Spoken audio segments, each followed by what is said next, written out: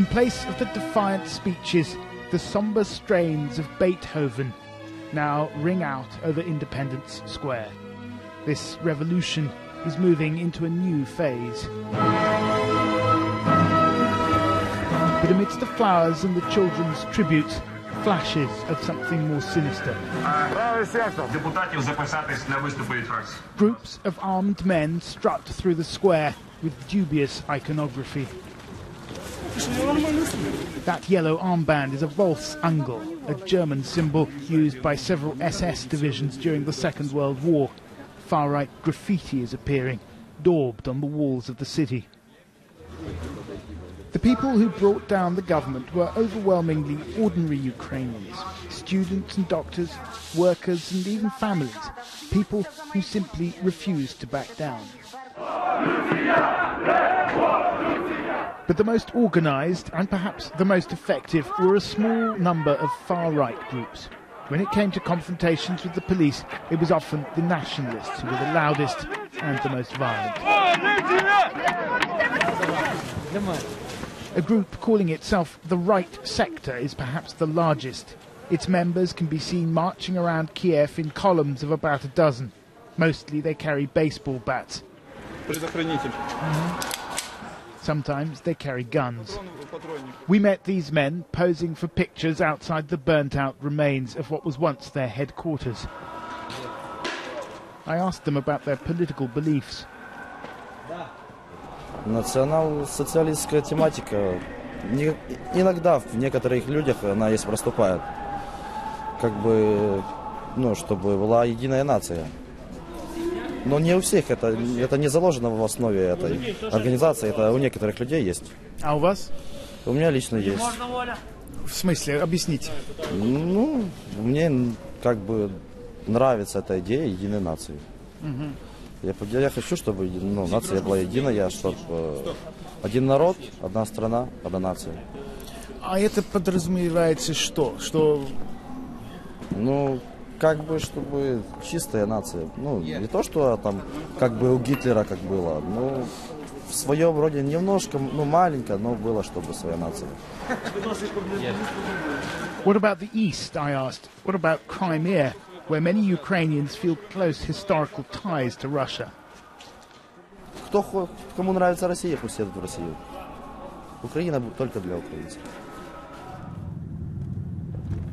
Police have largely disappeared from the streets of Kiev. Law and order is maintained by so-called self-defense groups. Not all hold extreme views, but those who do are often shy of the cameras. We got a late-night phone call from another group known as C14, inviting us to meet their leader at their new base. It turned out to be the former headquarters of the Communist Party, now occupied by the far right. It's our general mission to totally ruin chains that connect our country with the imperial power from the past. And that being Russia? Yes, we can do Russia, not only Russia, Soviet Union. Are you a Nazi? No, I don't think I'm a Nazi, I'm a Ukrainian nationalist. What does that mean? The main confrontation is about that some ethnic groups have control many business structures, some economic, some political forces, and which ethnic groups?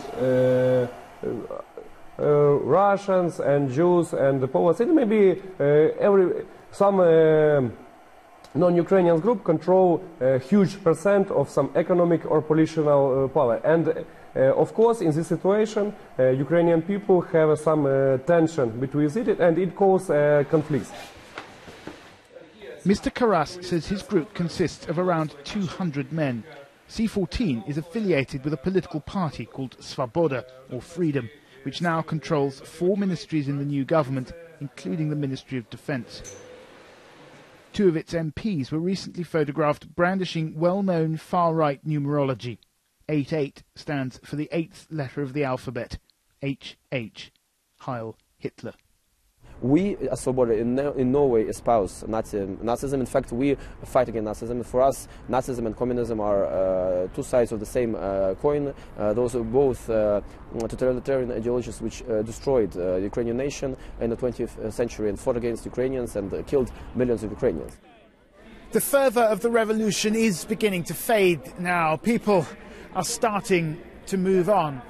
But it's clear that it was the radical groups who kept up the pressure on Viktor Yanukovych, and many of them feel that this really is their victory. The question is, how much power will that give the far right in the new Ukraine? Ukrainian politics is in a state of flux. Different groups are jostling for position. Left-wing activists have also taken control of some government buildings, but it's the right that appears to be coming out on top. When the fighting started, they started to attract more and more young people, and then not only young people, but all kinds of persons. Where they were marginal, regarded as marginal previously, now they are seen as being at the core of the protest, and therefore at the core of those who now have a popular legitimacy to make decisions. With their anti-Russian rhetoric, events in Crimea will almost certainly play into the hands of the nationalists. No one knows exactly how strong they are in terms of numbers, but the influence of the far right in Ukraine is growing.